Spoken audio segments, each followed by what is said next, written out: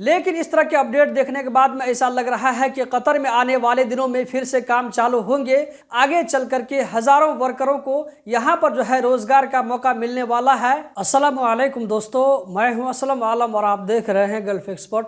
दोस्तों 2 दिनों पहले मैंने आप लोगों के साथ में एक वीडियो शेयर किया था जिसमें कहा था कि कतर के बादशाह शेख तमीम बिन हमद आल सानी अपने वाइफ के साथ में लंदन के दौरे पर गए हुए हैं। उसको मैंने वीडियो के शक्ल में आप लोगों को दिखाया था। तो कतर के बादशाह शेख तमीम बिन हमद आल सानी के लंदन दौरे की वजह से क्या रिजल्ट सामने में आया है, इससे आम वर्करों को क्या फायदा होने वाला है, इस चीज को मैं इस वीडियो में आप लोगों के साथ में शेयर करने वाला हूं।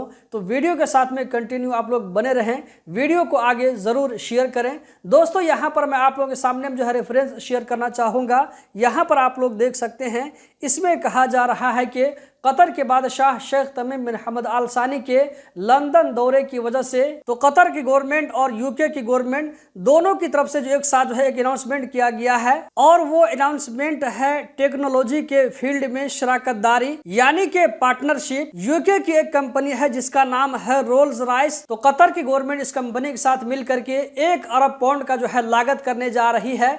इस लागत से फायदा ये होगा कि यूके के अंदर भी और कतर के अंदर में भी हजारों जो है जॉब मिलेंगी, हजारों वर्करों को काम करने का मौका मिलेगा।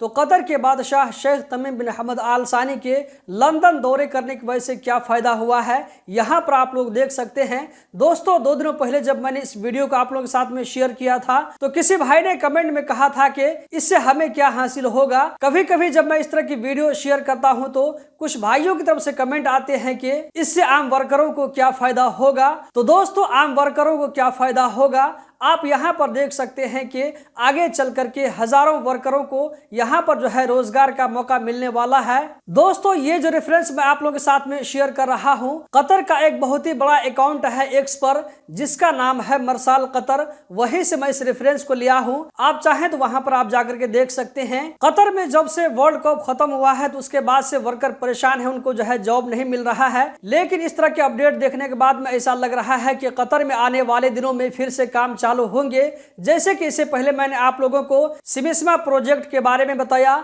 इसी तरह कतर और ईरान के बीच में समंदरी रास्ते से जो है एक सुरंग बनाया जाएगा दोनों मुल्कों को कनेक्ट करने के लिए। तो ये प्रोजेक्ट भी पेंडिंग में है। अगर ये प्रोजेक्ट चालू हो जाएगा तो दोस्तों ये जो है बड़ी अच्छी बात होगी। इसी तरह यहाँ पर आप लोगों ने देखा कि कतर और यूके की जो है शराकतदारी से कतर के अंदर में और यूके के अंदर में हजारों लोगों को जॉब का मौका मिलेगा। दोस्तों कतर के बारे में हर छोटी बड़ी खबर से बाखबर रहने के लिए गल्फ एक्सपर्ट यूट्यूब चैनल को सब्सक्राइब करें, वीडियो को लाइक करके आगे जरूर शेयर करें। बहुत बहुत शुक्रिया।